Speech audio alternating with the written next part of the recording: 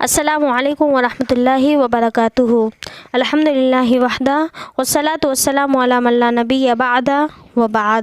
اعوذ باللہ من الشیطان الرجیم، بسم اللہ الرحمن الرحیم۔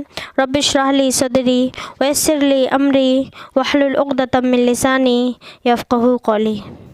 آپ صلی اللہ علیہ وسلم کا گھر سے غار ثور تک کا راستہ۔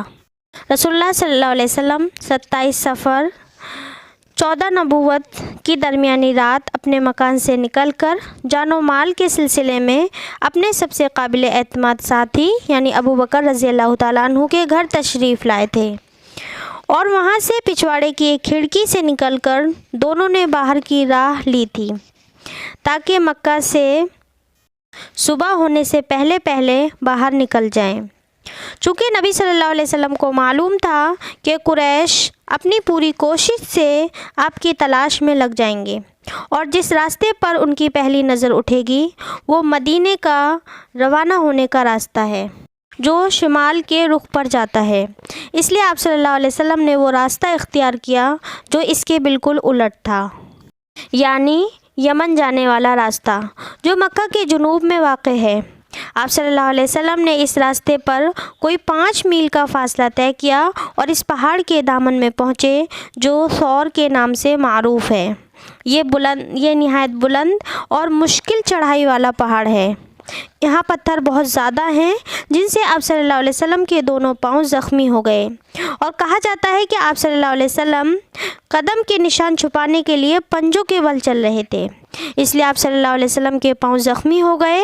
بہرحال وجہ جو بھی رہی ہو، ابو بکر رضی اللہ تعالیٰ عنہ نے پہاڑ کے دامن میں پہنچ کر آپ صلی اللہ علیہ وسلم کو اٹھا لیا اور دوڑتے ہوئے پہاڑ کی چوٹی پر ایک غار کے پاس پہنچے جو تاریخ میں غار ثور کے نام سے مشہور ہے۔ غار کے پاس پہنچ کر ابو بکر رضی اللہ تعالیٰ عنہ نے کہا، اللہ کے لیے ابھی آپ صلی اللہ علیہ وسلم اس میں داخل نہ ہوں، پہلے میں داخل ہو کر دیکھ لیتا ہوں، اگر اس میں کوئی چیز ہوئی تو آپ صلی اللہ علیہ وسلم کے بجائے مجھے اس سے سابقہ کرنا پڑے۔ تو ابو بکر رضی اللہ تعالیٰ عنہ اندر گئے اور غار کو صاف کیا۔ ایک جانب چند سوراخ تھے جن پر اپنا تہبند پھاڑ کر بند کیا، لیکن 2 سوراخ باقی بچے رہے۔ ابو بکر رضی اللہ تعالیٰ عنہ نے ان دونوں میں اپنے پاؤں ڈال لیے، پھر رسول اللہ صلی اللہ علیہ وسلم سے اندر آنے کو کہا۔ آپ صلی اللہ علیہ وسلم اندر تشریف لے آئے اور ابو بکر رضی اللہ تعالیٰ عنہ کے آغوش میں سر رکھ کر سو گئے۔